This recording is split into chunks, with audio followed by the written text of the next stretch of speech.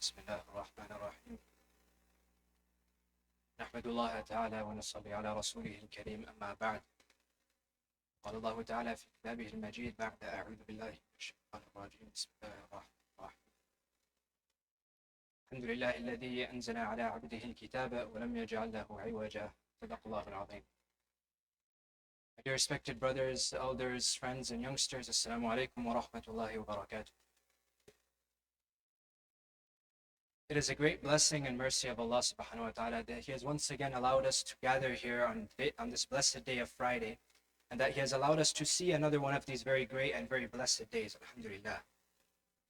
And on this day of Friday, there are many a'mal, there are many good deeds that we are encouraged to do, and one such good deed is the recitation of Surah Al-Kahf.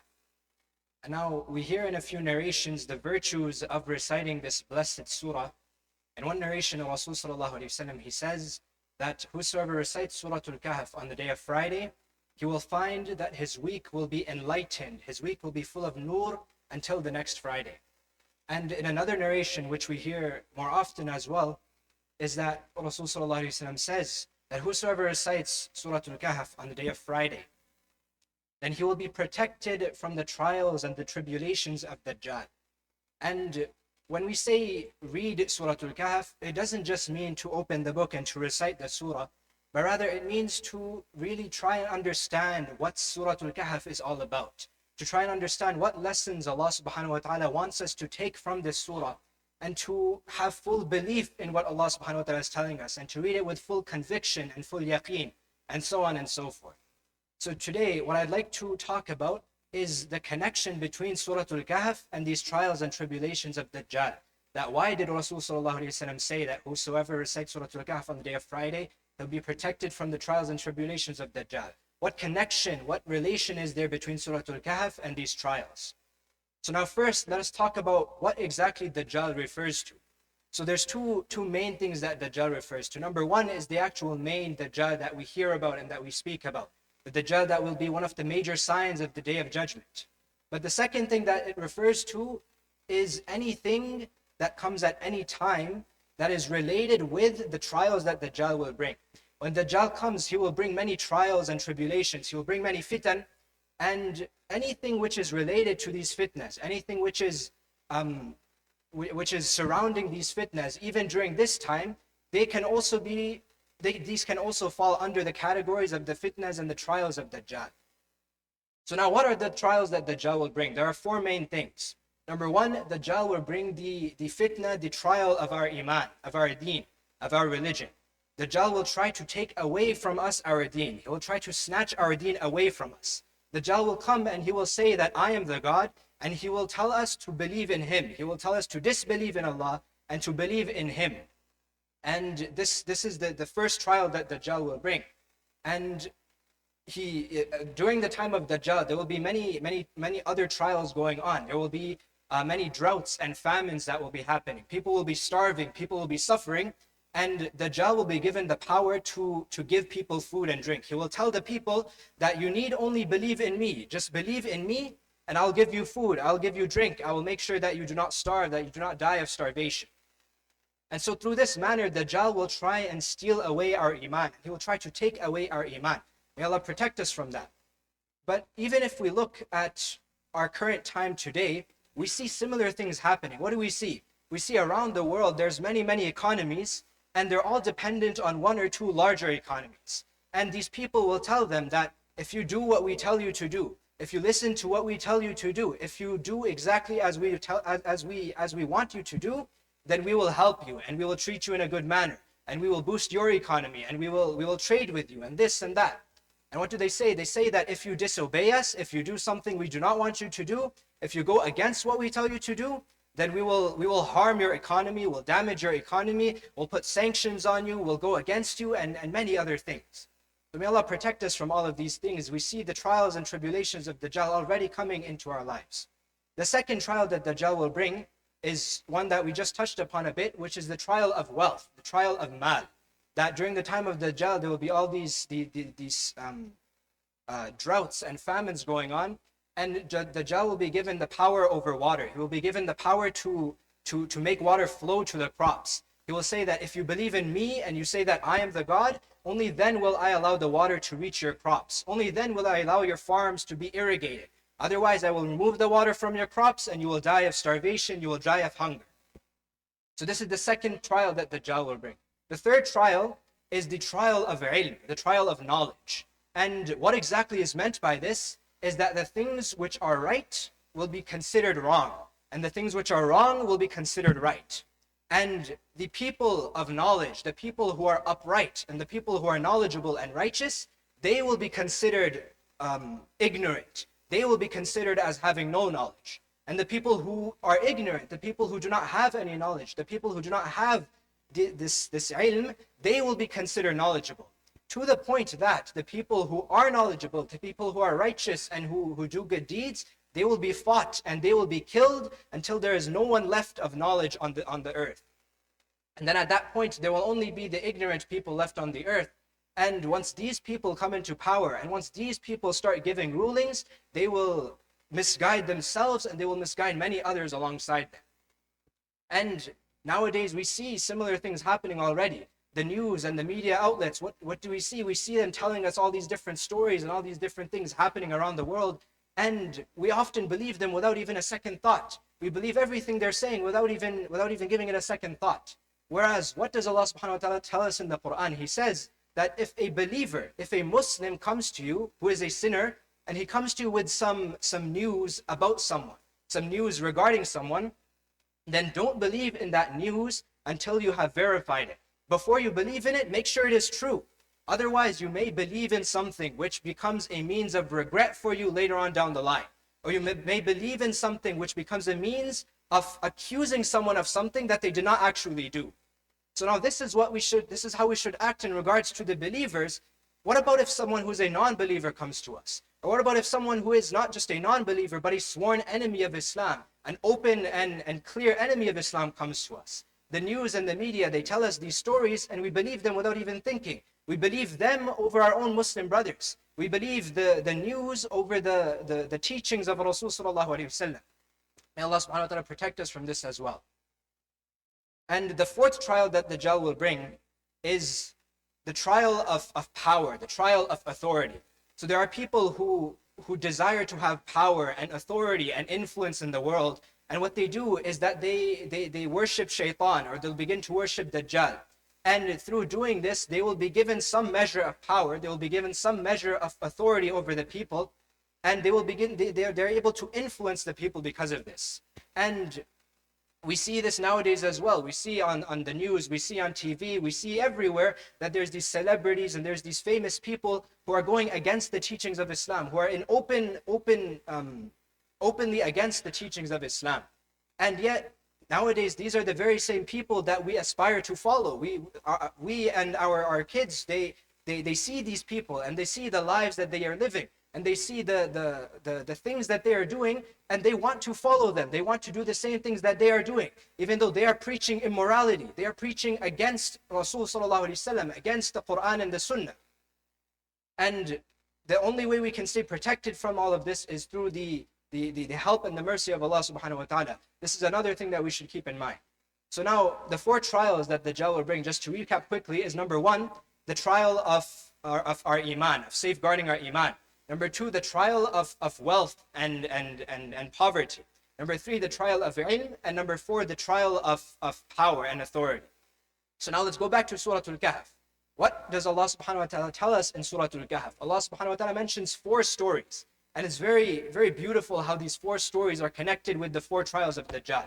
What's the first story Allah subhanahu wa ta'ala mentions? He mentions the story of the people of the cave, the youths who left from their hometown, who left from their society, who completely cut themselves off from their society. Why? Because there were people who were trying to take away their iman. There were people who were trying to snatch away their belief in Allah subhanahu wa ta'ala. So they cut themselves off from society, from those people, and they went and they stayed locked up in the cave for 309 years. But in the end, what happened? Allah subhanahu wa ta'ala protected their iman. Allah subhanahu wa ta'ala accepted their dua. They made dua to Allah subhanahu wa ta'ala. They asked Allah to protect them from these people who were trying to snatch away their iman, and so Allah protected them. And so what we should understand from this is that when it comes to our iman, we should never leave any stone unturned. We should take every possible measure to protect our iman to the best of our abilities. Because if we don't, then it may be taken away from us before we even realize. And now the second story Allah subhanahu wa ta'ala mentions is the story of two men. And one of these men, he's been given, by Allah subhanahu wa ta'ala, he's been given many gardens, and he's been given a lot of wealth and a lot of mal. However, what does this man say? He says that all of this wealth that I have, all of these gardens and all of this khair and this goodness that I have, I earned it all on my own merit. I earned it all because of my own capabilities and because of my own capacity. He does not attribute this wealth to Allah subhanahu wa ta'ala. He says that he earned it all because of his own abilities. And furthermore, what does he say? He says that this wealth will last forever and forever. It will never come to an end. And he says, وَمَا أَظُنُّ السَّاعَةَ قَائِمَةً. He says that I do not believe that there will be any day of judgment. I do not believe that there will be the final hour. So now Allah subhanahu wa ta'ala wants to show us, He wants to give us some advice, and He wants to give us some guidance. So He tells us in the story about the second man. The second man, he gave some advice to that first man. What did he say? He said that you should not say this. Rather, you should say that this wealth that I have been given, all of these gardens and all of this money that I have, it's all from Allah subhanahu wa ta'ala. I did not earn it by my own merit. I did not earn it because of my abilities. Rather, Allah subhanahu wa ta'ala blessed me with it. I just made a small amount of effort. I just made a small amount of I just strove a little bit, and Allah subhanahu wa ta'ala is the one who provided for me. And so just like this man was given this advice that he should attribute all his wealth and all of his goodness to Allah subhanahu wa ta'ala, this is the same thing that we should do every single moment of our lives for anything that we have been given. And what is the fourth story that Allah subhanahu wa ta'ala mentions in Surah Al-Kahf? He mentions the story of Dhul Qarnayn. This is a story about power and about authority. So Allah subhanahu wa ta'ala says that Dhul Qarnayn, we granted him a very large amount of power. We granted him so much power and authority. And then we told Dhul Qarnayn that now whatever you wish to do, you may do it. If you wish to punish the people, you may punish them freely. If you wish to let the people go, you may let them go. If you wish to do good, if you wish to do whatever you want to do, you may do it. However, Dhul Qarnayn, even after being given all of this power, what did he do? This is what we must remember. After he had all of this power, he feared Allah subhanahu wa ta'ala. He had taqwa. He did not forget his connection to Allah subhanahu wa ta'ala. So what did he say? He said, Ya Allah, there are so many as for the people who have done wrong, as for the people who have done wrong, we will try to give them justice. We will punish the people who deserve punishment. We will punish them the way they deserve to be punished, and no more than that. And then once they return to you, once they taste their death and they come back to you, then it is up to you whether you wish to forgive them or you wish to punish them. That's up to you, Ya Allah. And as for the people who have done good, as for the people who are righteous and upright, the people who have iman, these people, we are not able to give them recompense. We're not able to give them what they deserve in this world. So the least we can do, the minimum we will do, is that we can utter some good words to them. We can say some good things to them so that they may feel good, so that they may understand they've done something correct. However, their recompense, their reward will be with you, Allah subhanahu wa ta'ala. When they return back to you, then you will reward them however you desire. You will reward them how they deserve to be rewarded. May Allah subhanahu wa ta'ala make us amongst those people. Ameen. So now, inshallah, when we read Surah Al-Kahf in the future, we can try and keep these things in mind, and we can try and read Surah Al-Kahf with this full understanding of why Rasulullah said it's a protection against Dajjal. It's a protection against these 4 trials and tribulations of Dajjal that we are seeing even nowadays. We should not think that it's something that's going to come in the far future. It's something that may come for our descendants or for the generations after us. Because even we are susceptible to these trials and tribulations. Just to go over them quickly, the first trial is the trial of Iman. This trial of safeguarding and protecting our Iman. And not letting anything corrupt our Iman. Not letting anything come between us and our Allah subhanahu wa ta'ala. Not letting anything come between us and our faith in Allah subhanahu wa ta'ala. Number 2 is the trial of wealth. That we should always attribute all of our wealth back to Allah subhanahu wa ta'ala. And that we should only seek wealth from Allah subhanahu wa ta'ala and not from anyone else. And we should never think that what we have is because of our own merit, or that what we have is because of what we have done. Rather, it's from the blessings of Allah subhanahu wa ta'ala. The third trial is the trial of ilm, the trial of knowledge, that things which are right will be considered wrong, things which are wrong will be considered right. We should always understand that once Allah subhanahu wa ta'ala has said something is wrong, something is prohibited, something is forbidden, then that's that. That's the end of the story. We do not try to find some way around it. We do not try to find some way to go against it. Even if the entire world is saying one thing, if Allah subhanahu wa ta'ala has said something else, then that is what's true. And we should always strive to increase our knowledge. We should always strive to further and enhance our knowledge, because knowledge is a very, very vast ocean. It's like a vast ocean with no corners, with no edges. It's like an ocean with no shore. If we think that we have enough knowledge, if we become content and we say that I'm okay where I am, if we settle down on a shore, then we should know that that is not knowledge, because knowledge does not have any shore. Ilm does not have any shore. And the fourth trial will be the trial of power and authority. What we should understand from this is that if Allah subhanahu wa ta'ala gives us any power over anyone, it doesn't have to be over a city or a country or anything like that. It can even be power over, for example, a classroom of students, or the power over our children, or the power over our younger siblings. We should understand that if Allah subhanahu wa ta'ala has given us power, Allah subhanahu wa ta'ala is still more powerful than us. So we should not act in an unjust manner or an unkind manner. Rather, we should act the way Allah subhanahu wa ta'ala wishes for us to act. So may Allah subhanahu wa ta'ala grant us the tawfiq to act upon all of these things, to recite Surah Al-Kahf every single week with the full understanding and the full conviction. May Allah subhanahu wa ta'ala further our understanding and our belief in the Quran, and may He allow all of us to truly understand truly understand the severity of these trials and tribulations that are upon us, and may He reunite us all once again in the gardens of Jannatul Firdaus. Wa akhiru da'wana alhamdulillahi rabbil alameen. Alhamdulillahi rabbil alameen.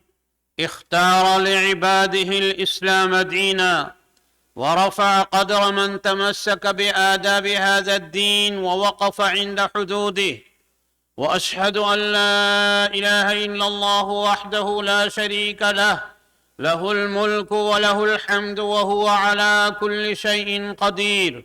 قال في كتابه: فليحذر الذين يخالفون عن أمره أن تصيبهم فتنة أو يصيبهم عذاب أليم.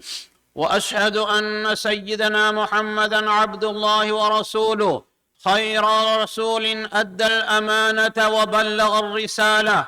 اللهم صل وسلم وبارك على سيدنا محمد وعلى آله وصحبه ومن دعا بدعوته واهتدى بهديه وسلك طريقه إلى يوم الدين. أما بعد، فيا أيها الإخوة، قد قال الله سبحانه وتعالى في محكم كتابه العزيز: أعوذ بالله من الشيطان الرجيم. ألم يأن للذين آمنوا أن تخشع قلوبهم لذكر الله وما نزل من الحق ولا يكونوا كالذين أوتوا الكتاب من قبل فطال عليهم الأمد فقست قلوبهم وكثير منهم فاسقون. أيها المسلمون، هذه القلوب الغافلة أما آن لها أن ترجع إلى الله؟ وهذه النفوس اللاهية أما آن لها أن تخشع وتخضع لله؟ وهذه الأمة التي تفرقت أما آن لها أن تتجمع وتأخذ بزمام هذا الدين وتلتف حول رأية القرآن الكريم، وتعلم أنه الدستور الإلهي الخالد الذي لا يأتيه الباطل من بين يديه ولا من خلفه، تنزيل من حكيم حميد. أما آن للأمة الإسلامية أن تعرف ما صارت إليه من بعد عن هذا الدين، وما صارت إليه من ذل وهواء وشقاء وعذاب وحيرة واضطراب. أما آن للأمة الإسلامية أن تعرف قيمتها وعزتها ورسالتها وشرفها ومنزلتها التي أعطاها الله لها.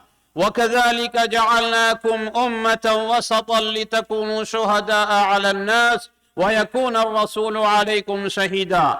أن الأمة الإسلامية كانت في أول أمرها معتزة بهذا الدين، متمسكة بآدابه وإرشاداته، معتمدة على هذا الدستور فيما تأخذ وتترك، مستظلة بظله، مستنيرة بنوره، مسترشدة بتعاليمه وهديه، فكان لها من كل ذلك الذخيرة الباقية والسعادة الدائمة والنصر المؤذر، فلم تطلب أمرا من الأمور إلا وصلت إليه، ولا أملا من الآمال إلا أدركته، ولا نصرا على الأعداء في ميدان الجهاد إلا أخذ الله بيدها ونصرها على عدوها، مصداقا لقوله تعالى: وكان حقا علينا نصر المؤمنين. وقال تعالى: إنا لننصر رسلنا والذين آمنوا في الحياة الدنيا ويوم يقوم الأشهاد. ولما تحجرت القلوب وقست بعد دينها ورحمتها، ولما انصرفت النفوس عن الدين وهداه وبعدت عن طريق السابقين من أبناء هذه الأمة، ولما تغلغلت شهوات الدنيا في المجتمع وبعد الناس عن تعاليم القرآن، ولما تمكنت المطامع والملذات والأحقاد من القلوب، عاقبهم الله بمن لم يرحمهم وسلط الأعداء عليهم جزاء على تقصيرهم وكفاء لانحرافهم. قال الله تعالى: إن الله لا يغير ما بقوم حتى يغيروا ما بأنفسهم. وقال تعالى: ذلك بأن الله لم يكن مغيرا نعمة أنعمها على قوم حتى يغيروا ما بأنفسهم. وقال رسول الله صلى الله عليه وسلم في الحديث: ما معناه: ما زلتم منصورين على أعدائكم ما دمتم متمسكين بسنتي، فإذا تركتم سنتي سلط الله عليكم من يخيفكم فلا ينزع خوفه من قلوبكم حتى تعودوا إلى سنتي. ولم يكن الناس في العصر الأول للإسلام يجلسون في المسجد حلقا حلقا كي يتحدثوا في شؤون الدنيا، متمثلين قول الله تعالى: وأن المساجد لله فلا تدعوا مع الله أحدا. وإنما كان جلوسهم من أجل العبادة وذكر الله، ومن أجل الاعتكاف وتلاوة القرآن ومدارسته. ولقد أصبحنا في زمان نرى فيه المعصية ترتكب علانيا دون منكر ينكر عليها، فنسينا بذلك قول النبي صلى الله عليه وسلم: من رأى منكم منكرا فليغيره بيده، فإن لم يستطع فبلسانه، فإن لم يستطع فبقلبه، وذلك أضعف الإيمان. وليتنا وقفنا عند هذا الحد، بل صار كل من يجاهر بالمعصية محبوبا عند كثير من الناس، محفوفا بثنائهم، وأضحى المتمسك بآداب الدين وهداه وأوامره ونواهيه مبغضا إلى ضعفاء النفوس وعبيد الشهوات والدنيا. أن الأمة الإسلامية أصبحت في مسيس الحاجة إلى التمسك بهذا الدين، وأن تعض عليه بالنواجذ، وأن تعتز بالانتساب إليه، وأن ترعى حدوده وتعاليمه والدعوة إلى الاحتكام إليه. وتوبوا إلى الله جميعا أيها المؤمنون لعلكم تفلحون. بارك الله لنا ولكم في القرآن العظيم، ونفعنا وإياكم بالآيات والذكر الحكيم. أستغفر الله لي ولكم ولسائر المسلمين فاستغفروه إنه هو الغفور الرحيم.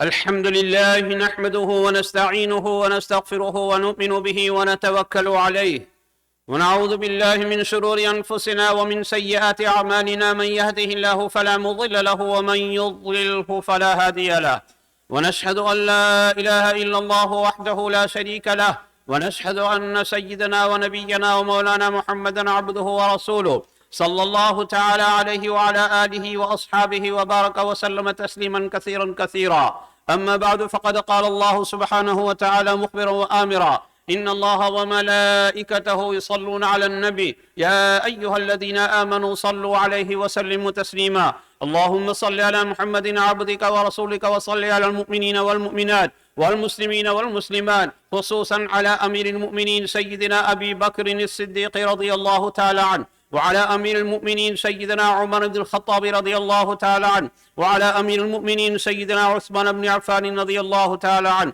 وعلى أمير المؤمنين سيدنا علي بن أبي طالب رضي الله تعالى عنه وعلى سيدة نساء أهل الجنة فاطمة الزهراء رضي الله تعالى عنها وعلى سيدي شباب أهل الجنة الحسن والحسين رضي الله تعالى عنهما وعلى الستة الباقية من العشرة المبشرة وعلى أمهات المؤمنين وعلى سائر الصحابة والتابعين رضوان الله تعالى عليهم أجمعين اللهم أعز الإسلام والمسلمين اللهم انصر الإسلام والمسلمين اللهم انصر من نصر الإسلام والمسلمين واخذل من خذل الإسلام والمسلمين اللهم اجعل بلاد الإسلام آمنا مطمئنة من كل البليات والآفات ربنا تقبل منا إنك أنت السميع العليم وتب علينا إنك أنت التواب الرحيم برحمتك يا أرحم الراحمين والحمد لله رب العالمين أعوذ بالله من الشيطان الرجيم إن الله يأمر بالعدل والإحسان وإيتاء ذي القربى وينهى عن الفحشاء والمنكر والبغي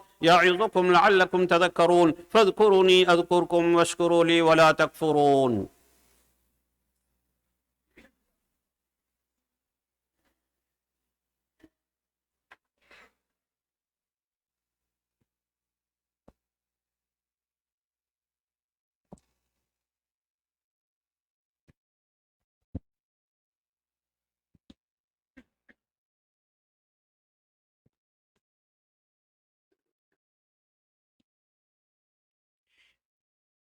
الله أكبر الله أكبر الله أكبر الله أكبر أشهد أن لا إله إلا الله أشهد أن لا إله إلا الله أشهد أن محمد رسول الله أشهد أن محمد رسول الله حي على الصلاة حي على الصلاة حي على الفلاح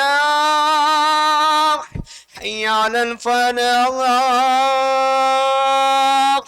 قد قامت الصلاة قد قامت الصلاة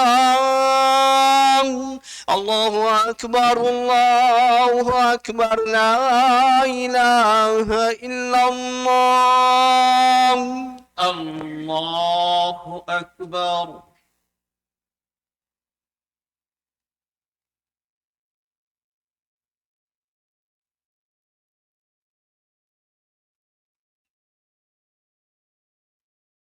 الحمد لله رب العالمين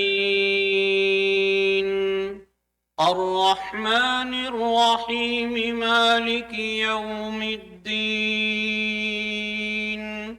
إياك نعبد وإياك نستعين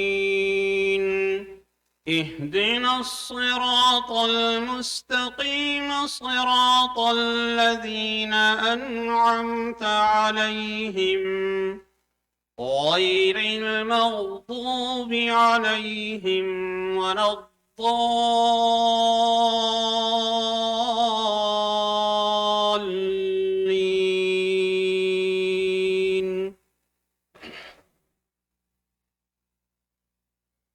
سبح لله ما في السماوات وما في الأرض وهو العزيز الحكيم يا أيها الذين آمنوا لم تقولون ما لا تفعلون كبر مقتا عند الله أن تقولوا ما لا تفعلون إن الله يحب الذين يقاتلون في سبيله صفا صفا كأنهم بنيان مرصوص وإذ قال موسى لقومه يا قوم لم تؤذونني وقد تعلمون أني رسول الله إليكم فلما زاغوا أزاغ الله قلوبهم والله لا يهدي القوم الفاسقين وإذ قال عيسى ابن مريم يا بني إسرائيل إني رسول الله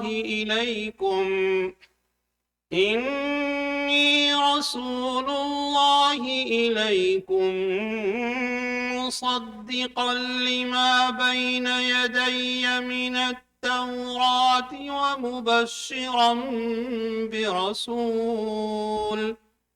ومبشرا برسول يأتي من بعد اسمه أحمد فلما جاءهم بالبينات قالوا هذا سحر مبين. الله أكبر.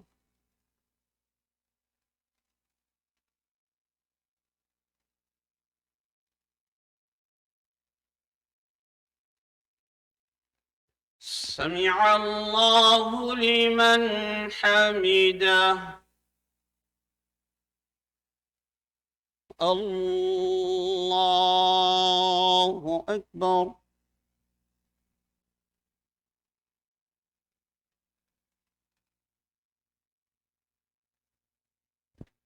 الله أكبر. الله أكبر.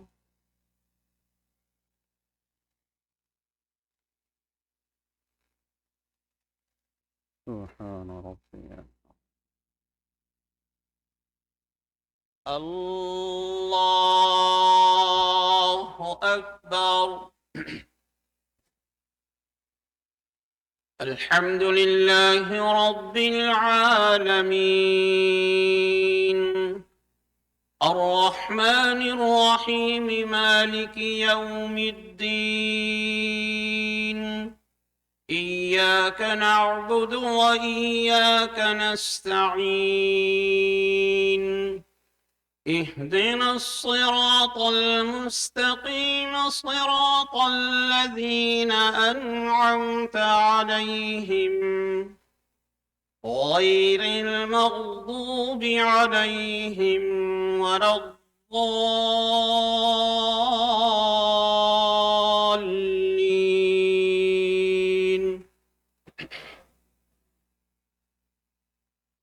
ومن أظلم ممن افترى على الله الكذب وهو يدعى إلى الإسلام والله لا يهدي القوم الظالمين.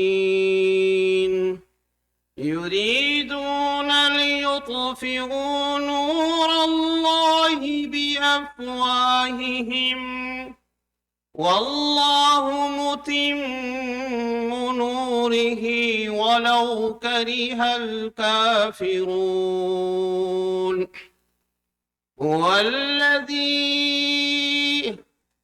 هو الذي أرسل رسوله بالهدى ودين الحق ليظهره على الدين كله ولو كره المشركون.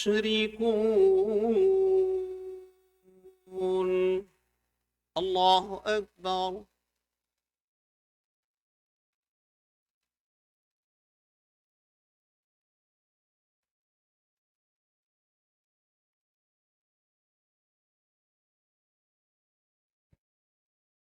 سمع الله لمن حمده. الله أكبر.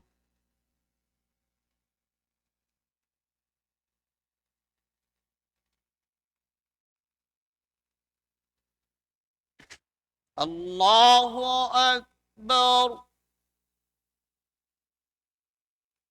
الله أكبر.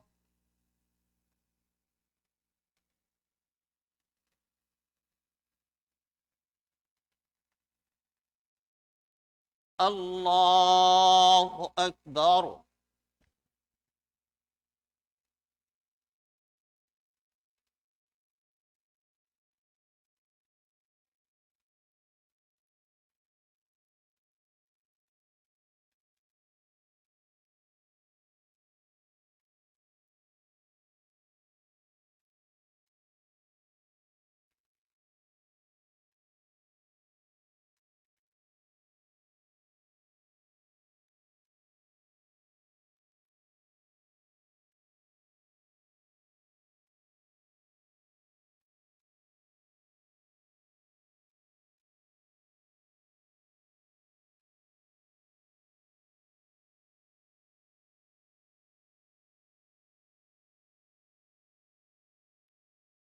السلام عليكم ورحمة الله. السلام عليكم ورحمة الله.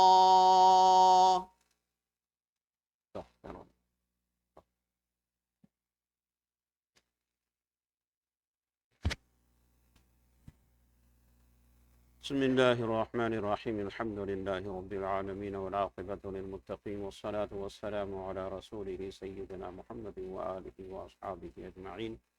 ربنا ظلمنا أنفسنا وإن لم تغفر لنا وترحمنا لنكونن من الخاسرين.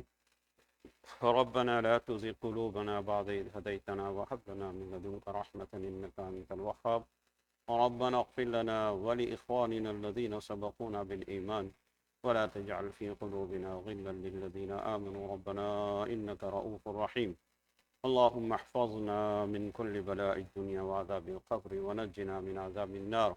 اللهم اهدنا فيمن هديت وعافنا فيمن عافيت وتولنا فيمن توليت وبارك لنا فيما أعطيت وقنا شر ما قضيت إنك تقضي ولا يقضى عليك إنه لا يذل من واليت ولا يعز من عاديت تباركت ربنا وتعاليت نستغفرك ونتوب إليك.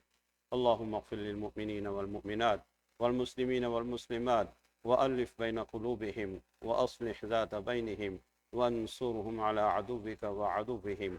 اللهم اجعل الكفرة الذين يصدون عن سبيلك ويكذبون رسلك ويقاتلون أولياءك اللهم شتت شملهم. اللهم مزق جمعهم. اللهم خالف بين كلمتهم وزلزل أقدامهم وأنزل بهم بأسك الذي لا ترده عن القوم المجرمين. اللهم إنا نجعلك في نحورهم ونعوذ بك من شرورهم. اللهم خذهم أخذ عزيز مقتدر. اللهم اشفنا واشف مرضى المسلمين. اللهم اشفنا واشف مرضى المسلمين. اللهم اشفنا واشف مرضى المسلمين. اللهم اغفر لنا واغفر موتى المسلمين. اللهم تقبل منا إنك أنت السميع العليم وتب علينا إنك أنت التواب الرحيم. وصلى الله تعالى على خير خلقه سيدنا محمد وآله وأصحابه أجمعين برحمتك يا أرحم الراحمين.